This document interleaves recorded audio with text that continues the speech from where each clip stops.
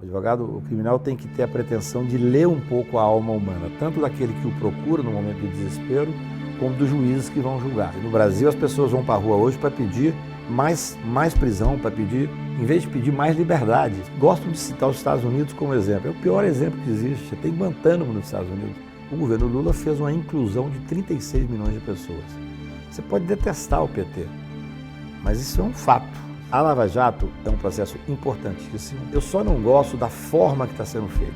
Eu não sou contra o Instituto da Delação, mas ela foi banalizada de uma forma e seguramente várias delas feitas sob pressão. Se você tem um inimigo, o cidadão quer complicar você, ele coloca você numa delação. Acabou, vira verdade nacional. Em 30 anos de profissão, ele defendeu 2 presidentes, um vice, 5 presidentes de partidos, uma penca de ministros e parlamentares, isso sem falar nos bambambãs da iniciativa privada. 57 anos, algumas vezes casado, pai de 3 filhos. Eu vou conversar hoje com Antônio Carlos de Almeida Castro, o Cacai com K e com Y, é um dos advogados mais famosos do país e detentor de alguns dos segredos mais bem guardados de Brasília e seus moradores estrelados. Cacai, é verdade que você comprou um cemitério em Belo Horizonte? Primeiro, um prazer estar com você aqui, uma alegria, Obrigado. uma honra. Eu fiz uma sociedade no cemitério há alguns anos em Belo Horizonte. Eu tenho um amigo antigo, um grande amigo, que resolveu investir nessa área e eu me associei a ele. Sei. Isso foi há quanto tempo? Já tem muitos anos, tem perto de 10 anos, alguma coisa assim. É um bom investimento? Lá especificamente teve muita dificuldade, mas seguramente é porque você... Antigamente dizia que o grande investimento era loteamento, porque você comprava o alqueire e vendia metro quadrado. O cemitério você compra metro quadrado e para baixo. Claro. Então é uma coisa fantástica, é um bom investimento. Você pretende morar lá algum dia? Espero que não. Acho que você é como eu. Eu acho que não vou morrer nunca. Eu também tenho essa pretensão. Eu tenho essa impressão. É verdade. Espero que se Isso realize. faz bem pra gente. Eu acho que isso é uma pois coisa que faz bem. Pensar na coisa de forma positiva. Exatamente, é o que faz a gente se movimentar. É a certeza de que não vai morrer, embora a gente vá. Né? Não tenha dúvida. O seu restaurante Piantella é considerado, entre aspas, um ponto de encontro de lobistas e políticos. Isso é verdade? Olha, o Piantella foi durante muito tempo, principalmente na época da redemocratização, foi um encontro de políticos. Ali se discutiu a reabertura, se discutiu o impeachment, se discutiu as diretas já. Na época do Ulisses Guimarães, principalmente, foi um grande encontro de políticos. Depois se tornou um restaurante também da cidade. Hoje é frequentado muito mais, até porque os políticos têm saído pouco. Essa crise brasileira tirou os políticos, de certa forma, dos lugares mais públicos e se tornou um restaurante da cidade. Eu tenho um outro restaurante, que é um bistrô, que é o Piantas, que por incrível que pareça hoje é mais frequentado por políticos, porque é um restaurante mais reservado, tem uma área externa mais escura, as mesas são mais preservadas e tal. Mas sempre foi um restaurante de bastante político. Eu estive em Brasília em março e, claro, queria ir muito, não ia em Brasília há muitos anos. Fui lá receber uma comenda e queria ir no Piantella, mas aí me disseram que estava, acho que em obras. Eu fui no Piantas. Eu vou mais ao Piantas hoje quase do que ao Piantella, exatamente por essa informalidade e tal. Sim. Mas nós fizemos uma reforma muito grande no restaurante. Acho que eu comprei a parte do meu sócio, que foi quem fundou o restaurante. Mas eu, na verdade, assim, eu brinco que comprei o Piantella porque ficou mais barato, que eu comia e bebia muito lá. Porque eu, evidentemente, não estou à frente do negócio, eu não tenho absolutamente tempo de cuidar. Quer dizer, a minha advocacia me consome o tempo inteiro, praticamente. Sim. Mas eu gosto muito de restaurante, eu gosto de sair, eu gosto de um bom vinho. Eu comprei mais por isso, não é uma atividade que... Claro. Eu também gosto. Eu tive alguns restaurantes, tenho ainda alguns. Vou inaugurar um agora em Petrópolis. Que beleza. Mas é também um pouco por isso, porque eu gosto de comer bem. Exatamente. Então, receber as pessoas é uma coisa interessante. E a comida lá no Piantella? É muito boa. Nós não mudamos, nós tivemos um enxugamento no cardápio, porque eu achei que seria necessário fazer, porque tinha pratos demais, pratos que não saíam. Fizemos uma modernizada também. Sim. Mas nós mantemos mais ou menos os pratos principais, porque tem gente que vai no Piantella há 35 anos, o Piantella tem 38 anos, tem uma família que é a 4ª geração que vai lá. Sim. As pessoas vão para comer determinados pratos. Então nós não mudamos isso. Não dá Nós pra mudar aumentamos muito, Nós temos uma adega boa, uma adega bastante razoável, tanto no Piantas, porque Piantas também é uma casa de vinho. É a ex-Expand, né? Antigamente a gente representava a Expand. Mas é muito agradável, é bom. Você é meu convidado ir na Brasília, não deixe de ir lá, não. Próxima vez eu irei. Sem dúvida. Você se considera um homem remediado, rico, muito rico ou milionário? Olha, eu tive muita dificuldade financeira no começo da minha profissão, muita. As pessoas não têm ideia, muitas vezes, mas eu tive muita dificuldade. E eu não tenho apego nenhum a dinheiro. Realmente, quem não teve, depois que passa a ter, vê que é bom ter. Eu digo o seguinte, eu não preciso fazer conta. Isso é a grande vantagem. Se eu quiser sentar no restaurante, antigamente eu não entrava no restaurante, eu ia para viajar, mas eu ficava olhando na porta para ver onde podia entrar. Então eu acho que tem essa vantagem, eu posso ajudar minha família. Então, sob esse aspecto, eu me sinto uma pessoa independente. Eu não diria que sou rico, eu não sei qual é o critério exatamente para fazer isso. Mas eu vivo bem e tenho a grande ventura de poder ajudar as pessoas mais próximas de mim. Eu gosto disso. Você tem muitos amigos dos quais possa dizer que são de verdade? Tenho muitos. E antigos amigos. É engraçado que eu tenho gerações de amigos. Eu tenho uns amigos com os quais eu cresci, que continuam sendo amigos que eu tenho contato, da minha cidade, eu sou de Patos de Minas, do interior de Minas Gerais, e que me fazem um bem enorme quando encontro, eu vou lá visitá-los, uma vez ou outra a Brasília. E tenho uma família muito grande e muito unida. Agora mesmo, recentemente, eu convidei 4 primos que crescemos juntos, mas que há muito tempo não tínhamos tempo de ficar muito tempo juntos, e passamos 10 dias em Paris, só nós 5, sem esposa e tal. E tenho amigos que eu fiz na faculdade. Nesse ponto, eu me considero um bilionário. Eu sou um homem extremamente rico de amigos. E os políticos são bons amigos? Bons amigos. Eu tenho uma característica de aproximar dos meus clientes. Tem advogado que não gosta do cliente. Eu faço uma certa confusão no bom sentido. Eu me lembro que quando eu advoguei para a Rosiana, eu não conhecia o presidente Sarney e sempre fui contrário à política dele, na época de movimento estudantil e tal e tal. E me tornei amigo da família. Eu tenho vários amigos que eu conheci trabalhando ou que eu conheci fazendo política, porque na verdade eu não faço política partidária, eu nunca fui ligado a partido nenhum, mas evidentemente a gente faz uma política institucional. Quer dizer, eu costumo dizer que a grande vantagem da minha advocacia, o que a advocacia mais me deu, foi a hipótese de poder falar, de ser ouvido. Por exemplo, para mim é uma honra estar com você. É um público diferente, é um público que eu tenho interesse em contar o que eu acho que sei, de falar da minha história, de falar o que eu penso do país.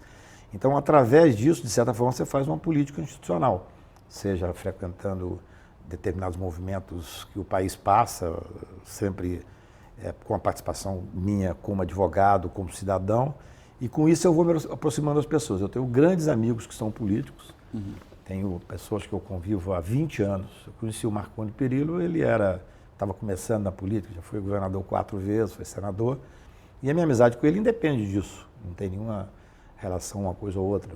Então eu gosto disso, porque essas pessoas que às vezes são mal vistas pela população, mas são pessoas que têm uma visão interessante para você conversar, seja de esquerda, seja de direita.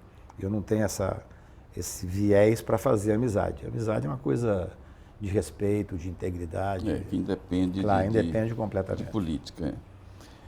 Você é feliz ou nunca parou para pensar sobre isso? Eu sou muito feliz. Eu sou uma pessoa que busca... Esfuziantemente feliz. Assim, até quase... Eu fico até meio sem graça, porque eu vejo tanta gente eternamente insatisfeita, eternamente com dificuldade. Eu mesmo nos momentos mais difíceis que eu passei na vida, no fundo, eu não consegui deixar de ser feliz, porque é uma coisa natural. Eu gosto de viver, eu gosto da vida, eu gosto de enfrentar as dificuldades. Eu faço uma brincadeira assim, uma frase que eu gosto muito é aquela, não sabendo que era impossível, foi lá e fez. Quer dizer, viver com intensidade, quase uma sofreguidão às vezes. E eu gosto da vida, eu gosto de viver, eu gosto de amigos, eu gosto de namorar, eu gosto de viajar, eu gosto de beber. Eu sou feliz. Isso é muito bom, sem dúvida nenhuma. Você vê novelas?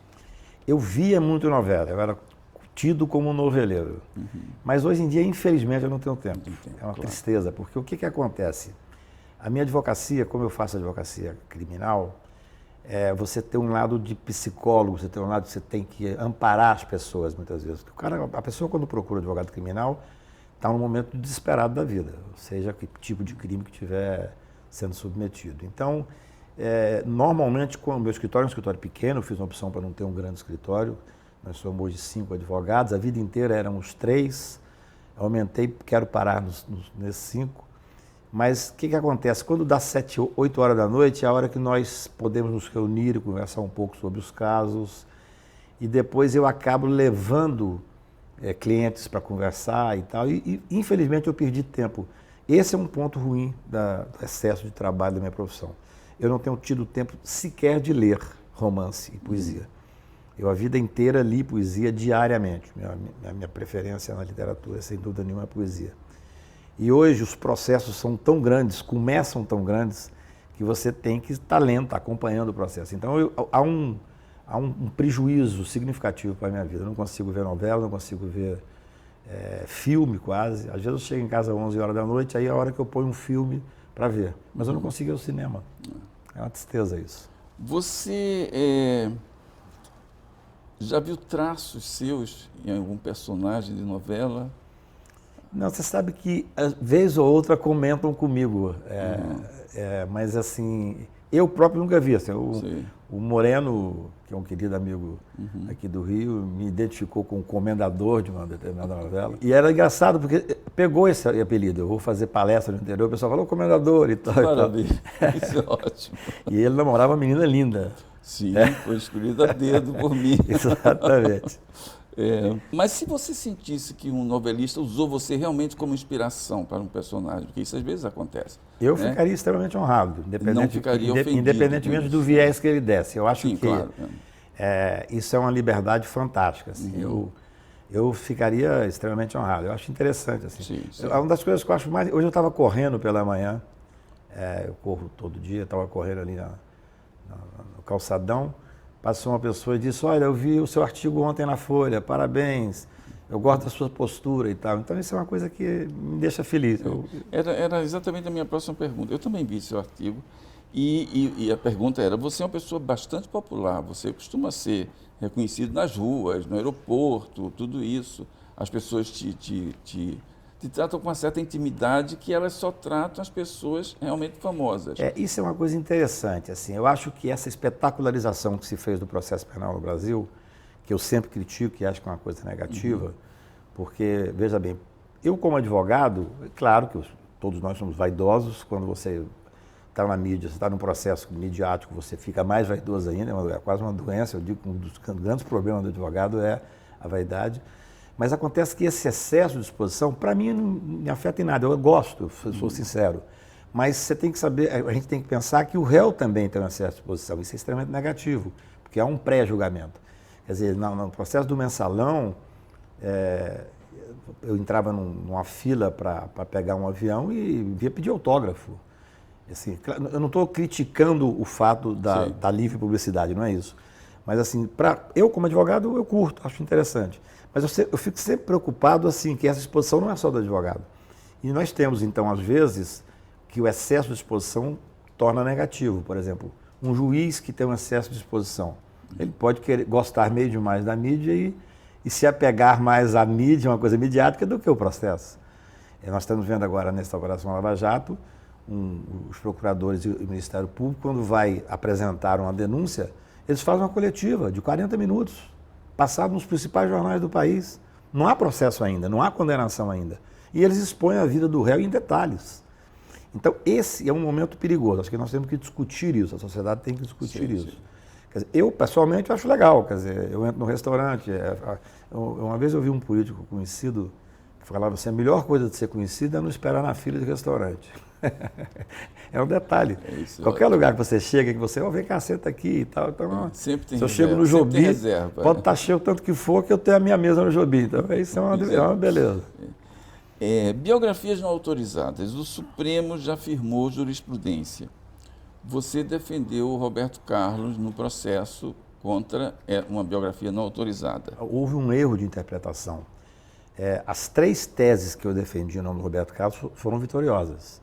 Quando eu conversei com o Roberto Carlos a primeira vez sobre esse assunto, eu falei, Roberto, eu defendo se você concordar, isso tem 3 anos, inclusive eu escrevi um artigo na Folha sobre isso, se você concordar que não é necessária autorização.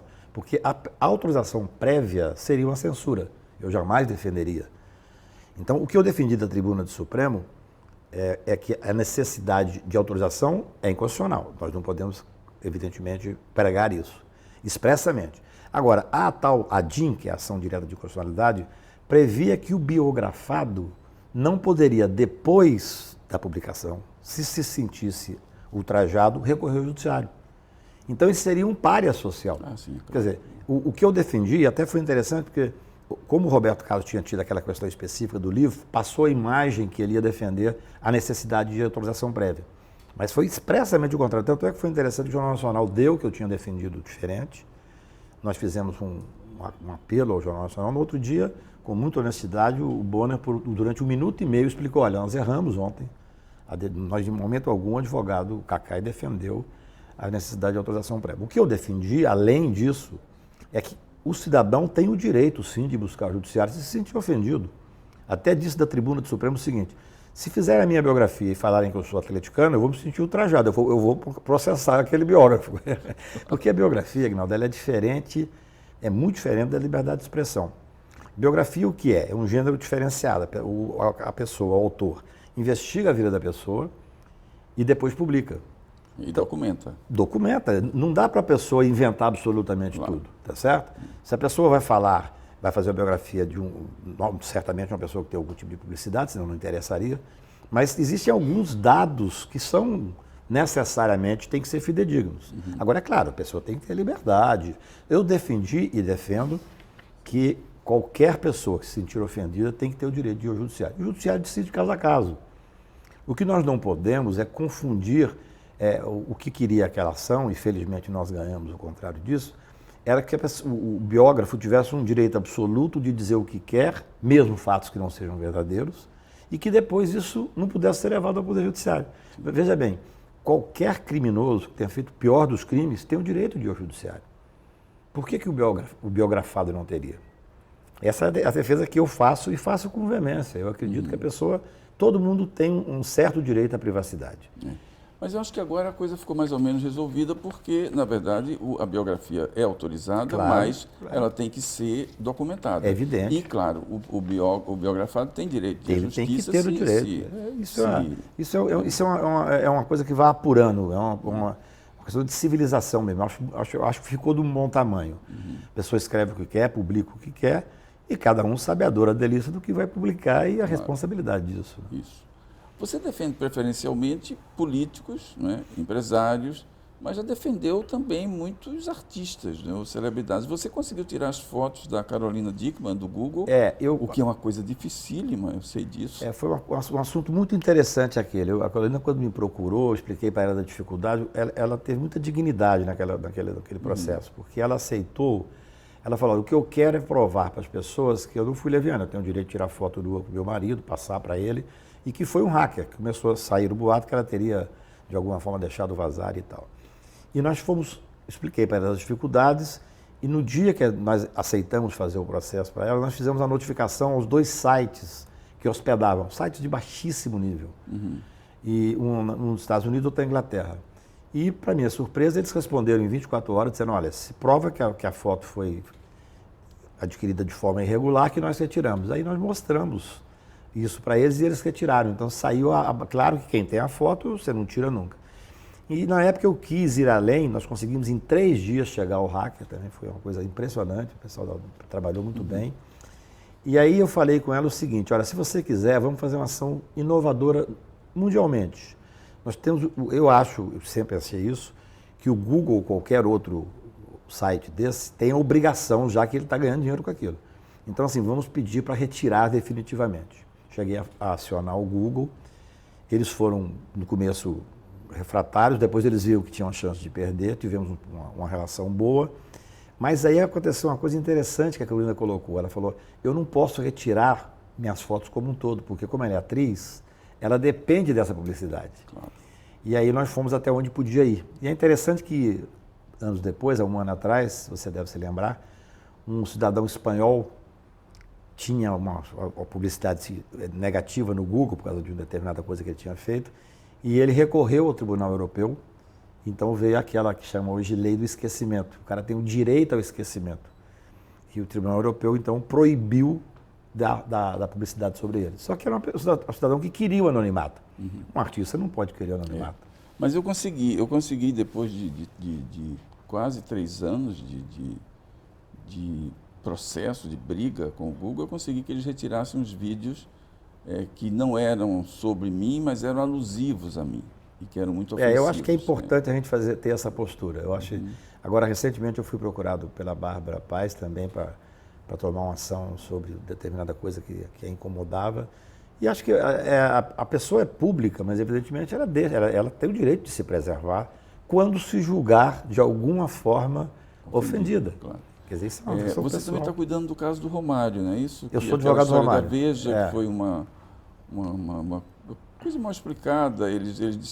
Na verdade, eu advogo por Romário em algumas questões. Esse aí, o Romário foi tão ágil, parecia um artilheiro mesmo em ação, que a coisa resolveu rapidamente. Ele próprio foi lá, ele próprio foi ao banco e teve a repercussão, porque logo depois a Veja voltou atrás, até um assunto na semana seguinte eles voltaram atrás. Fizeram uma matéria, foi uma coisa digna por parte da Veja também. Isso, Agora, quais são os clientes mais fáceis de lidar?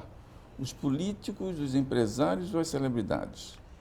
Olha, o mais fácil, sem dúvida nenhuma, é a celebridade por diversos motivos. Primeiro porque, normalmente, eu advogo para o cidadão que está sendo, naquele momento, tido como o inimigo público número 1. Então, eu tenho imprensa contrária, eu faço artigos que são artigos que eu sei que estão na contramão da opinião pública, eu faço defesas, tanto na televisão como por escrito, como no tribunal, que eu sei que a opinião pública está contra. Então, há um desgaste, que eu não me incomodo, que estou acostumado, mas que, sem dúvida, há uma tensão permanente. Quando eu advoguei para a Carolina Dickmann, eu fiquei até bonito, porque tudo que eu falava dava certo, era uma beleza, né? Foram 8 jornais nacionais em seguida, e aí não era uma gravação qualquer, e a equipe pedia para sentar no lugar assim, para ficar melhor.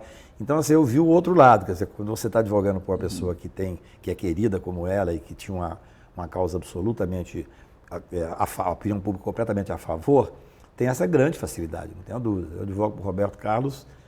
Quando eu levei o Roberto Carlos, eu fui com o Roberto Carlos no plenário do Senado Federal. Olha que eu já advoguei para o presidente da República, para mais de 70 governadores. Eu nunca vi nada parecido.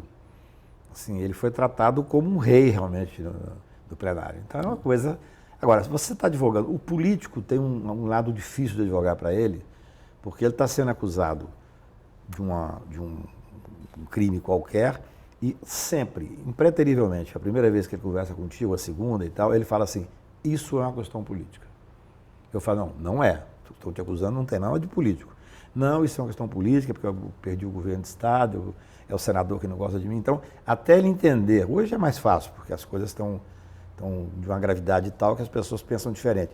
Mas o político sempre dá uma conotação política para a acusação. E eu posso ser um ferrenho adversário do Ministério Público, mas no mais das vezes não tem essa conotação política. Eles estão fazendo um trabalho que eles têm que fazer. Senão até não existiria o trabalho do lado de cada advogado. Claro. Agora, você também já declarou que advoga, que faz trabalho social, quer dizer, ou seja, em alguns casos você não cobra ou cobra apenas simbolicamente. Eu tenho uma boa parte da minha advocacia que é gratuita. Até às vezes as pessoas falam, mas como? Eu nunca vi, porque essa não sai na imprensa. Claro. Né? Raramente, eu tenho um caso interessante que uns estudantes de arquitetura foram processados por um professor, meu filho mais velho é arquiteto. Ele não estava lá, mas os amigos dele me procuraram e tal. E eu ganhei esse caso, foi um caso que deu um trabalho, várias audiências e tal. Quando terminou, evidentemente não cobrei dos meninos, mas o professor foi obrigado a me pagar R$ 3.200 de honorários e pediu para eu desistir, que era pouco dinheiro. Eu falei, não, eu quero receber. E peguei esses R$ 3.200 e fui para um boteco tomar cerveja com os alunos, entendeu? com os meninos. Agora, baseado no seu conhecimento e na sua participação como defensor de vários implicados em fatos recentes, Mensalão, Petrolão, etc., o que é que você me diria se eu lhe fizesse a seguinte pergunta? O Brasil tem jeito? Eu acho que tem. Eu acho que quem tem o discurso da impunidade, no meu ponto de vista, não está olhando para o país. Você veja bem, certo ou errado, sem fazer uma análise se o processo foi mal feito ou foi bem feito, Nós tivemos recentemente o impeachment de um presidente da República, governadores que foram presos, a pessoa mais forte do país no dado momento, que era o ministro Jair Disseu, está preso pela segunda vez. Nós temos vários senadores, governadores, deputados, de todas as camadas sofrendo processo. Eu acho que o país, claro, se você olhar para 10 anos atrás, nós demos um salto significativo que foi o governo Lula fez uma inclusão de 36 milhões de pessoas. Você pode detestar o PT, mas isso é um fato. 36 milhões de pessoas mudaram a qualidade de vida. Então o país melhorou sensivelmente. Hoje passamos por uma dificuldade danada, mas as instituições estão fortes. Então eu posso ser completamente contrário a essa espetacularização que tem sido feita, por exemplo, na Lava Jato, mas as coisas estão funcionando. Então eu acho que o país tem jeito, principalmente ou particularmente por causa do povo. O povo brasileiro é um povo muito interessante. A gente que viaja muito, que viaja pelo mundo todo, é muito impressionante a inventividade, o bom humor, a característica. Você anda pela rua do Rio de Janeiro, é um paraíso, é uma coisa fantástica. Qual a sua causa prioritária no momento? Existe uma causa prioritária? Eu acho o seguinte, independentemente de um processo específico, hoje eu tenho falado sobre isso, eu tenho feito muita palestra, andado no Brasil, eu acho que nós temos que alertar as pessoas para que não exista um maniqueísmo, para que não exista uma polarização. O país virou um país monotemático, só se fala em Lava Jato, cada dia uma operação, a prisão virou a regra e não é a exceção, como todo país civilizado. Então, assim, hoje o que mais me anima a falar e a lutar, a escrever, que eu tenho escrito, tenho falado, é a necessidade de que nós pensarmos que país nós queremos. Quer dizer, esse enfrentamento necessário tem que ser feito, o enfrentamento da corrupção, o enfrentamento à morosidade da justiça, sem a menor sombra de dúvida, mas com respeito ao devido processo legal, com a inclusão de pessoas que não têm acesso ao judiciário. Então, hoje eu diria que a minha principal causa é poder brigar para que a lei, eu não gosto de falar muito assim, o cumprimento estrito da lei, que parece uma coisa meio reacionária, mas eu aprendi ao longo de 30 anos de profissão que a aplicação da Constituição é uma vantagem para todos. Às vezes as pessoas me criticam, Cacá, mas você está defendendo o cidadão tal, você está pegando um detalhe no processo. Não é um detalhe, é o cumprimento do devido processo legal, do amplo direito de defesa. E quando você trabalha num caso que às vezes tem repercussão, pessoal, mas você ganhou esse caso através de aplicação de um preceito constitucional, você ajudou esse cidadão. Você está ajudando todas as pessoas. O direito tem essa capilaridade. Você ganha no Supremo Tribunal uma causa e aquilo vai ser aplicado pelo juiz lá do interior de Minas Gerais, do interior do Maranhão. Então, eu faço com muita paixão essa defesa das instituições. Assim, né? Acho que não se pode virar a prisão a regra, como infelizmente está virando no Brasil. Agora ontem teve uma discussão no Senado, querendo que a partir da segunda condenação a pessoa tenha que imediatamente ser presa. E é muito interessante porque o Ministério Público apresentou recentemente uma série de propostas de recrudescimento da lei penal. E sempre dizem o seguinte, esse recrudescimento é a única forma que tem de atingir essa camada mais rica, mais poderosa. Só que a pirâmide social no Brasil é assim. Essa camada mais rica é 1% que está lá em cima. E quando você faz o recrudescimento, você atinge a todos, principalmente o mais pobre, que não tem acesso a advogado, que não tem acesso pleno à justiça. Então, esse recrudescimento a pretexto de atingir a camada mais rica, na realidade vai prejudicar o cidadão como um todo, no interior dos estados, no interior do país. Então, isso é uma reflexão que tem que ser feita. Quer dizer, a pretexto de dizer que estão enfrentando o crime organizado, é claro que tem que ser uma legislação mais sofisticada para esse tipo de crime, mas você vai prejudicar o cidadão como um todo. Eles gostam de citar os Estados Unidos como exemplo. É o pior exemplo que existe. Você tem Guantánamo nos Estados Unidos. As pessoas estão presas, amarradas dentro de uma cadeia, sem culpa formada, às vezes sem processo. Você tem milhões de pessoas presas nos Estados Unidos. Por que não citam a Suécia, onde praticamente você não tem quase ninguém na cadeia? Então há uma inversão de valores. Quer dizer, no Brasil as pessoas vão para a rua hoje para pedir mais prisão, para pedir, em vez de pedir mais liberdade. É um momento policialesco que nós estamos vivendo. A minha juventude ia para a rua para pedir liberdade, para pedir, sob todos os aspectos, de costume, para poder falar. Hoje as pessoas vão para a rua para pedir o quê? Para pedir cadeia, para pedir que sejam presos. Isso na minha visão, por isso é que eu falo da espetacularização do processo penal, que é uma coisa perigosa, na minha visão nós estamos vivendo um momento de muita tensão. E quando você faz esse alerta, eu faço esse alerta por escrito, por exemplo, eu nunca vou e leio depois os comentários, porque os comentários devem ser arrasadores, entendeu? Eu faço o que eu penso. Você está fazendo a defesa de alguém nesse processo chamado Lava Jato? Eu sou advogado, eu fui advogado do Aécio, felizmente o Aécio, o inquérito contra ele não foi aberto, não tinha motivo para ser aberto. Sou advogado de 3 senadores, o Lobão, o Jucá e o Ciro Nogueira. Sou advogado da Rosiana Sarney. Sim. E sou advogado de 2 empresários que felizmente não estão na mídia. E também não estão em Curitiba. O melhor também cliente não estão em Curitiba. O melhor cliente é o que está fora da mídia. Mas você também foi advogado do Youssef. Quando o Youssef foi preso, o advogado dele, que é um belo advogado, me convidou para fazer a defesa dele. Eu fui a Curitiba e gostei muito do Youssef. Tivemos uma relação boa, assim. Mas eu falei para ele, eu advogo para você no STJ, Superior Tribunal de Justiça, que é em Brasília, e no Supremo Tribunal, que eu não tinha como fazer instrução do processo lá em Curitiba. E também coloquei uma exigência, assim, se ele fizesse a delação, eu sairia do caso.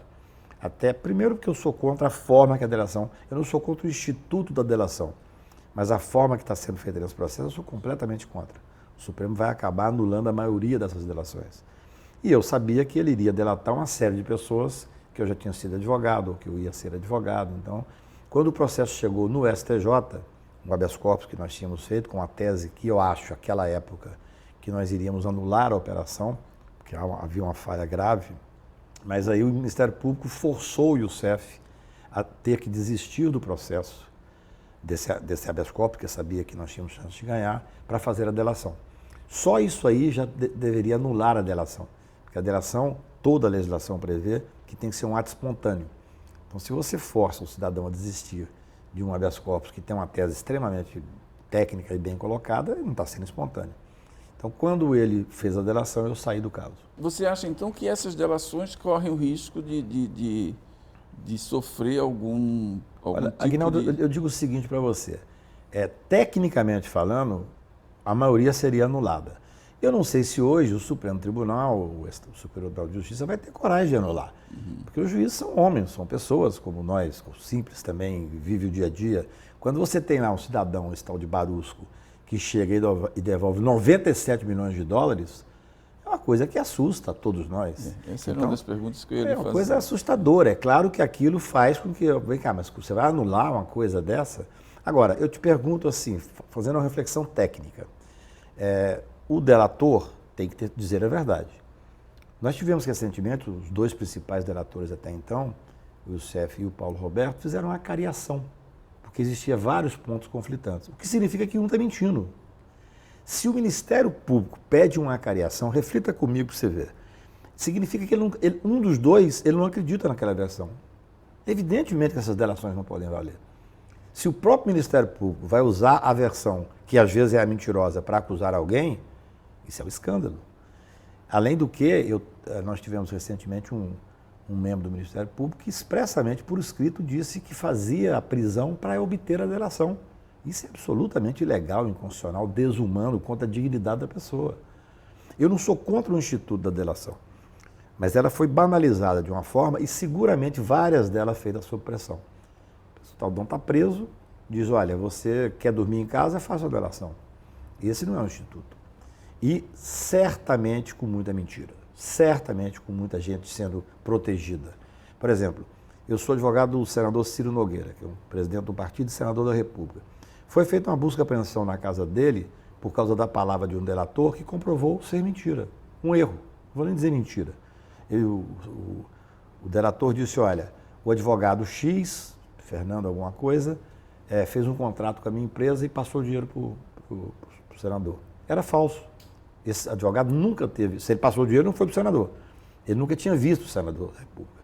E, no entanto, teve uma busca e apreensão na casa do senador com base nisso. É gravíssima uma coisa dessa.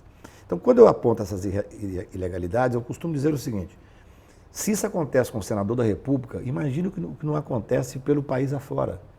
numa favela no Rio de Janeiro, no interior do Piauí. Quer dizer, a gente briga por princípio. Se existe, olha, você pode ser contra, por hipótese, o foro de prerrogativa, mas enquanto ele existir, nós temos que atuar de acordo com a Constituição. Então, eu estou vendo essa delação com muita ressalva.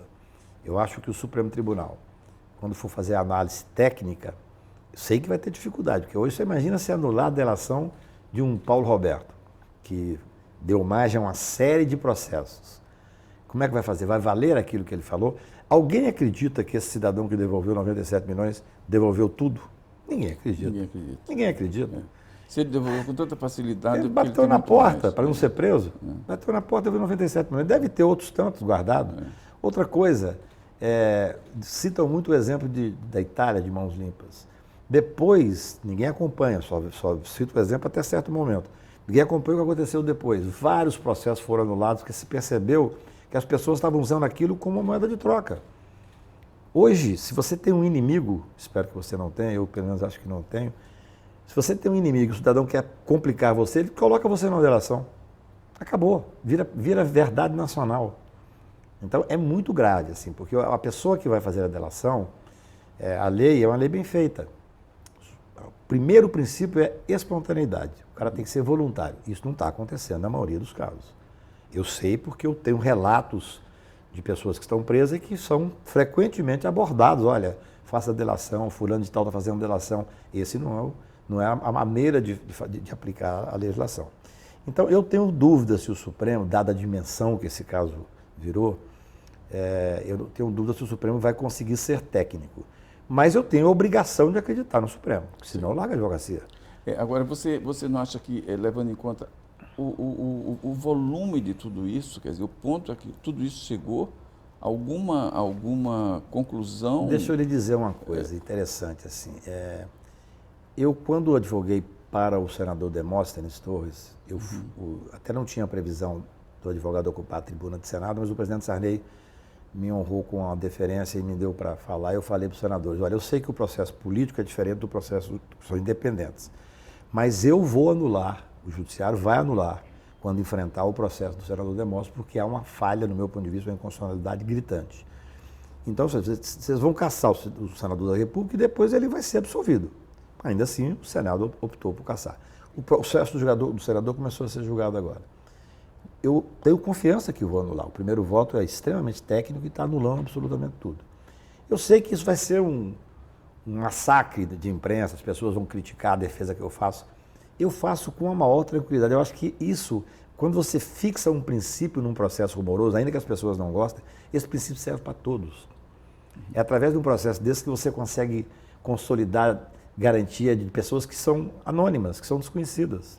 Então, assim, a Lava Jato é um processo importantíssimo.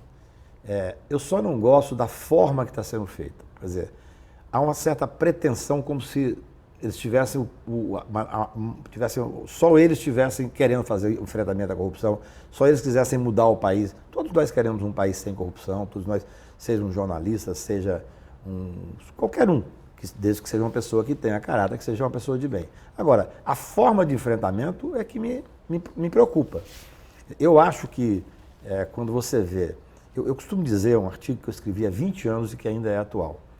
Eu digo que as pessoas se comportam como se estivessem num jogo de máscara.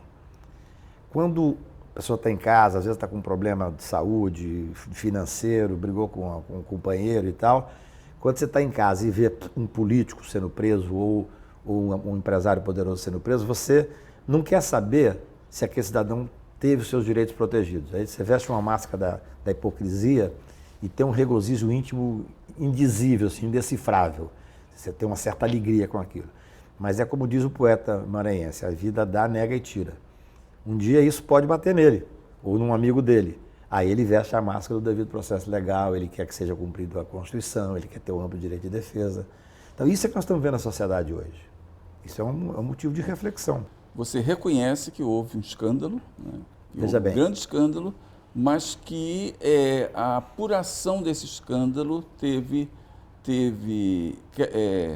momentos de legalidade discutível e que isso pode resultar até na anulação de parte do processo. Do processo. Olha, veja bem, o que aconteceu na Petrobras, ninguém pode virar as costas para isso. É claro que ali teve uma série de questões de ilegalidade, de corrupção, pelo menos de tudo está sendo posto agora às claras. Isso é uma coisa importante que seja apurado republicanamente, eu não tenho dúvida disso. Agora, a forma de apurar, e certamente boa parte das pessoas pode não ter nenhuma responsabilidade. Eu estou vendo coisas ali que são coisas inacreditáveis, não tem nenhuma ligação com a Petrobras. Esse processo, o juiz Moro virou um juiz de jurisdição nacional.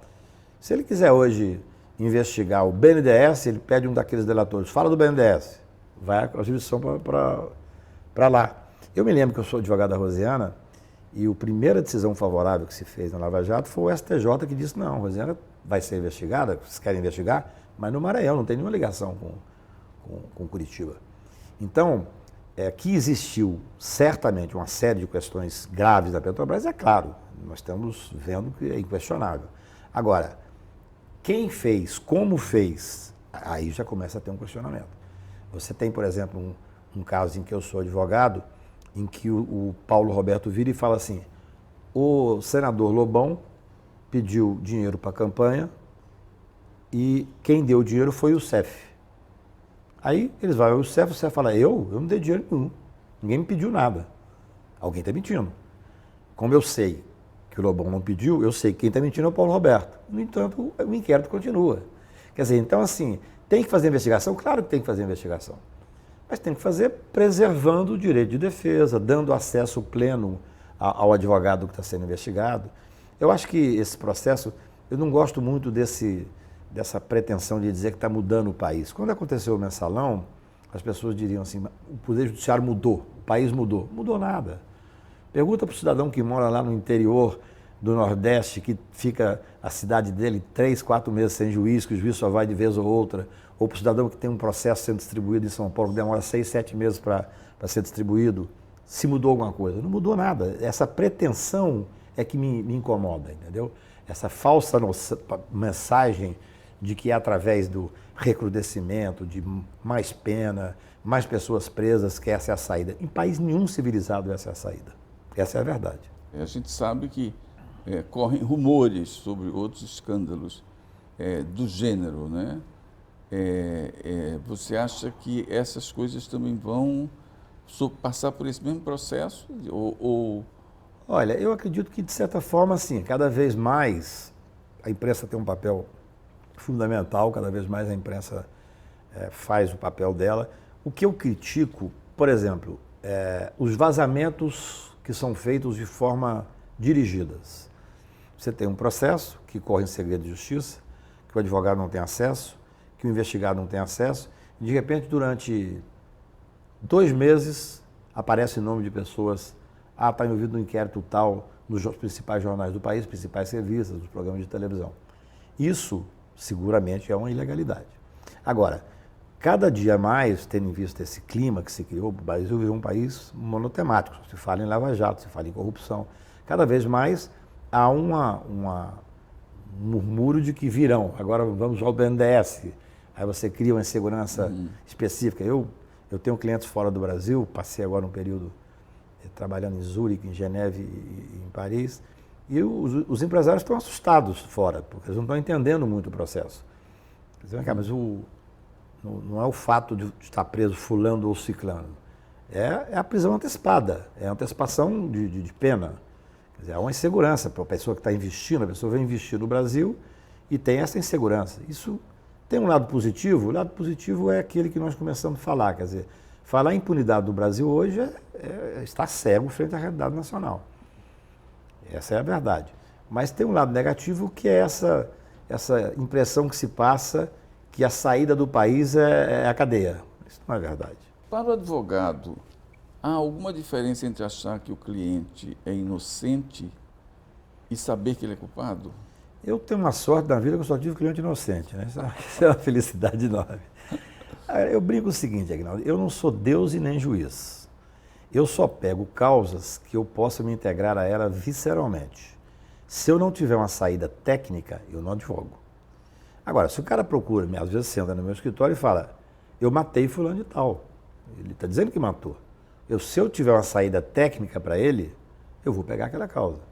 Quer dizer, eu gosto muito eu não gosto do advogado que critica o cliente nas costas. O cliente pega uma causa, talvez por uma questão financeira, mas junto aos amigos fala, esse cliente, isso eu não gosto. E assim, eu tenho várias causas que eu não pego. Provavelmente, de 20 causas que vão ao meu escritório, eu pego 2, 3. Sim. Tráfico de droga, eu não advogo. Alguém que tenha feito uma questão contra menor, eu não advogo. E por quê? Porque eu não me sentiria bem advogando. Não estou criticando o advogado que pega essa causa. Mas eu acho que o advogado tem que ter um critério. Eu não sou juiz, eu não faço esse julgamento. Se eu acho que tem uma saída técnica, se eu gosto da causa, eu advogo tranquilamente. Sim. Você falou que esteve com o Youssef e gostou do Youssef, e por isso aceitou a causa. Ou seja, esse gostar significa que você achou que aquela pessoa merecia ser... Não tenha dúvida. Eu acho que o advogado criminal é diferente de qualquer outra área da advocacia. Tanto é que às vezes eu sou procurado por dono de uma grande empresa que quer me contratar, eu falo, mas quem vai ser processado é o gerente lá do interior, traga ele aqui. Porque ele tem que gostar de mim, eu tenho que olhar para ele. E ele tem que gostar de mim, eu tenho que gostar dele, que eu vou defender a vida dele. Então o advogado criminal tem essa questão. Assim, se a pessoa chega, ainda que tenha uma defesa técnica, mas que chega com arrogância X ou Y, eu não... Porque veja bem, quando você pega uma advocacia criminal, a pessoa passa a entregar a vida dela nas suas mãos, porque você tem a liberdade, você tem a honra, você tem uma série de fatores que estão sendo postos em jogo ali. Então tem que ter você tem que gostar da causa, claro, você tem que ter uma saída técnica, senão não adianta você advogar. Por isso é que você ganha a causa através de conhecimento da causa e do direito. Mas você tem que ter uma certa empatia. Seu escritório tem quantos advogados? Nós somos 5 hoje, a vida inteira nós advoguei com 3 advogados. Eu fui na contramão dessa americanização do escritório de advocacia. Hoje você chega, eu fui recentemente a Nova York tratar de um caso, tinha 330 advogados criminais no escritório. Eu quase não entrei, falei, Deus me livre, 330 advogados criminais juntos, é um risco danado. E é uma rede de intrigas, né? Pelo menos nos seriados de televisão, a gente vê isso. No meu escritório é muito bom de trabalhar, porque nós somos 5, trabalhamos muito unidos, todas as causas, todos nós discutimos, tudo passa pela gente. Se você perguntar hoje onde está determinado processo, eu sei onde ele está, até fisicamente, porque nós pegamos um número pequeno de processos, até para poder fazer isso. Porque não dá para você fazer uma advocacia criminal, às vezes você pega o escritório e fala, não, meu escritório tem 5.000 processos. Meu Deus do céu, certamente não está sendo tratado cada caso individualizadamente. Eu trato cada processo, cada cliente como se fosse único. Porque a regra é o que é? A regra é o cliente ter um único processo, ele está sendo processado, aquilo é a vida dele. Você pode ter 200 processos, mas para aquele cliente, ele tem que saber que você está acompanhando. Se você encontra um cliente num restaurante e ele por acaso pergunta, como é que está isso? Você tem que saber. Pelo menos é assim que eu vejo a advocacia. O cliente se torna muito dependente do advogado. Muito. E alguns advogados fogem disso. Eu, na verdade, não fujo. Eu falo para o cliente o seguinte, meu celular funciona 24 horas por dia, o tempo inteiro. Porque eu falo para o cliente o seguinte, às vezes você está no sábado de manhã, sua mulher faz uma pergunta que te deixa mal. Se você for esperar segunda-feira para ligar, você vai passar o final de semana preocupado. Às vezes um telefonema, você resolve, você não preocupa com isso, não, isso é assim. Então o advogado, no meu ponto de vista, tem que ter essa disponibilidade, ele tem que estar à disposição na minha área, na área criminal. Né? E você tem que fazer rigorosamente o que gosta. Eu não sinto que estou advogando o tempo inteiro, porque essa é a minha vida, esse é meu dia a dia mesmo. Sim. Então, eu não tenho nenhuma dificuldade com isso. Acho que você tem que gostar e fazer com intensidade aquilo que você gosta. Sim. Eu li em algum lugar que na sua firma o bar é maior que a sua sala, é verdade? Não, na verdade o que aconteceu foi o seguinte, eu tenho um bar no escritório e eu tinha um cliente ilustre, uma pessoa muito séria, muito formal, e foi ao escritório e falou assim, Cacai, eu estou assustado porque eu estou te contratando agora, eu gosto do seu trabalho, já vi coisa sua, mas você tem um bar no escritório? Eu falei, não, você tem razão, eu vou mudar isso. Mas como assim? Eu falei, não, eu vou tirar o escritório e fazer só um bar. Você é um verdadeiro dínamo, né? Você trabalha feito um louco e se diverte tanto quanto. Você acha que algum dia a diversão vai se tornar mais importante que o trabalho? Na verdade, eu me divirto muito no trabalho, inclusive. Me divirto muito. A advocacia criminal, para mim, é uma paixão. Agora, claro, eu adoro viajar, eu adoro comer bem, eu adoro um bom vinho. Então, eu costumo mesclar isso. Por exemplo, eu recentemente fui na França tratar com um grande cliente. Quando era 2 horas da tarde, eu falei, eu quero almoçar. E o advogado que estava comigo, francês, falou, mas nós estamos tratando com o melhor cliente que existe na França. Eu falei, mas eu estou com fome, são 2 horas da tarde. E eu sentei e pedi um vinho. Eu falei, mas nós não podemos tomar um vinho. Eu falei, como? Eu posso tomar um vinho. Eu vou ao almoço tomando vinho. Então, essa mistura faz com que você, no meu ponto de vista, possa trabalhar intensamente, mas viver também intensamente. Isso. Eu acho que isso é importante. A advocacia criminal, ela exige muito da pessoa. Eu digo assim, quando eu vou fazer palestra para estudante, eu falo, olha, se você for fazer advocacia criminal, porque hoje em dia tem muitos advogados que fazem o que chama de clínica geral, trabalham em todas as áreas. Eu não gosto muito disso. Eu brinco assim, amador que deu certo só a guiar. Você tem que ter um foco específico na sua profissão. Eu até gosto de contar uma história. Uma vez eu fui procurado por um grande empresário, claro que eu não vou dizer o nome, que me disse, olha, Cacá, minha mulher descobriu que eu tenho uma casa com outra mulher e tal, vai separar, e contratou lá em São Paulo uma advogada, Priscila, que é o terror dos maridos, que toma tudo e tal, e tal, tal, tal. Aí eu falei, olha, eu não faço direito de família. Quando eu me separo, eu dou alguns pitacos, mas eu procuro um advogado de família. Aí ele insistiu, falou comigo, olha, deixa eu te falar uma coisa, eu tenho mais ou menos líquido 6 bilhões de investimento. Ela vai me tomar metade, eu te dou 20%. Aí eu falei, meu caráter começou a diminuir, eu comecei a gostar de advocacia de família, né? Aí eu falei, olha, eu não vou, a essa altura da vida, fazer uma coisa por dinheiro, eu não faço. E ele insistiu, falou, para de falar que eu vou acabar cedendo e eu não quero ceder. Aí ele entrou em certo desespero, bateu na mesa e falou, se você não aceitar, eu mato ela. Eu falei, não, aí é minha área. Que ótimo. Mas ela acabou não batendo, não. Claro. E deu os 3 bilhões. Foi embora, nem perguntei para não ficar com remorso. Bom, é uma pergunta que eu tá aqui, mas eu nem vou fazer porque você, nesse ponto nós somos muito parecidos. Que era, nunca pensou em parar? Claro, parar nunca, né? Quer dizer... não tem como parar, né? Na verdade é a vida mesmo, né? Quer dizer, o que eu faço hoje com um pouquinho mais de tempo é viagens. Eu não costumo fazer viagens muito longas, porque é difícil sair dos processos e tal. Mas é viajar mais vezes. Então, assim, eu tenho um encontro que eu tenho que fazer em Paris. Eu vou lá, faço um encontro que dura 3 horas, 4 horas, 5 horas e fico uma semana. Aí eu costumo ler mais, eu costumo poder fazer Isso eu faço muito, eu tenho feito com mais frequência. Sim. E mesmo no Brasil, por exemplo, se eu venho ao Rio de Janeiro para fazer 2 reuniões, eu não volto no mesmo dia para chegar em casa às 10 da noite cansado e tal, fico aqui, um bom restaurante, assisto uma peça de teatro. Quer dizer, a vida não é... O trabalho é uma coisa que me move imensamente, mas eu tenho uma série de outras coisas que me apaixonam da mesma forma. E a gente consegue, quando a gente se organiza, a gente consegue ter tempo para as coisas todas. Não tenho dúvida. Eu acho que fazendo com paixão e priorizando. Por exemplo, eu faço todo dia ginástica. Hoje eu já corri 1 hora na praia. Então pode estar caindo o mundo que eu reservo 1 hora para poder cuidar de mim.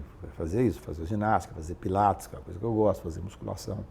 Até para poder aguentar o batidão, né? Eu gosto imensamente de tomar um vinho.